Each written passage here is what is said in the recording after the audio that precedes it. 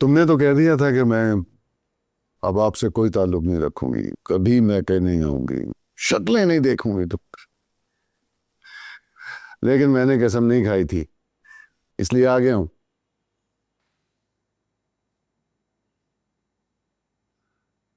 तुम तो सो जाती होगी हमसे नाराज होके। मैं नहीं सोया। आंखें बंद करता था तो तुम्हारी शक्ल आंखों में आ जाती थी, कानों में तुम्हारी आवाज गूंजने लगती थी। वो बचपन में नहीं मेरे सीने पे सर रख के सरगोशियां किया करती थे।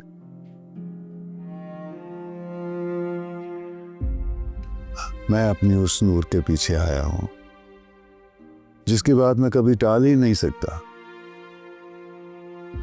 तुमने तो गुस्से में आना छोड़ दिया, कॉल भी नहीं की। तुम बाप को भूल सकती हो नूर, लेकिन बाप अपनी औलाद की मोहब्बत से दस्तबरदार नहीं हो सकता। ऐसी बात नहीं है अब्बा। उस वक्त अगर आप मेरी बात मान लेते तो ऐसा होता ही नहीं।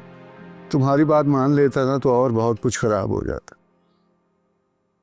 मैं तुमसे बहस करने नहीं आया हूं, मैं इसलिए आया हूं कि आज मैंने तुम्हारी सारी बातें मान ले ली। तुम्हारी किसी बात पे कोई एतराज नहीं, जो तुम कहोगी ना वही हरफ आखिर। जिस तरह तुम्हें अपनी जिद प्यारी है ना नूर, तुम अपनी जिद नहीं छोड़ सकते। बेटा मैं तुम्हें नहीं छोड़ सकता। बात जिद की नहीं है अब्बा।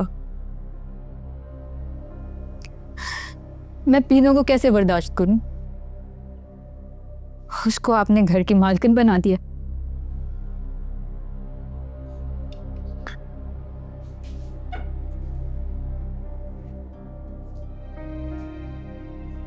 तीनों तेरे भाई की इज्जत है बेटा। अपने घर की इज्जत को मैं कैसे रुसवा कर दूं? किसी जायज रिश्ते को रद्द करना कमजोरी होता है बेटा। तेरा बाप सारी जिंदगी सर उठा के जिया है, तू क्या चाहती? सर झुका लो।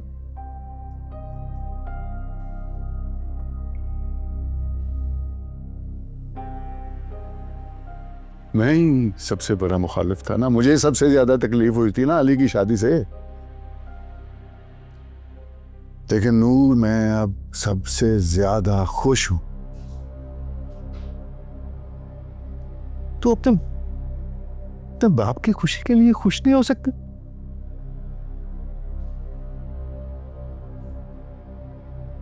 जानता हूं,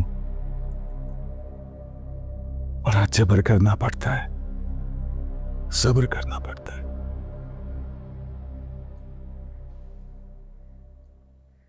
करवा घूंट है, लेकिन एक बार करना पड़ता है।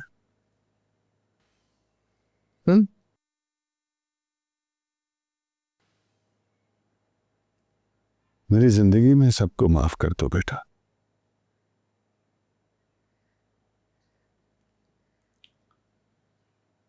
मैं नहीं होऊंगा ना तो कोई यूं झोली फैला के तुझसे माफी मांगने नहीं आएगा।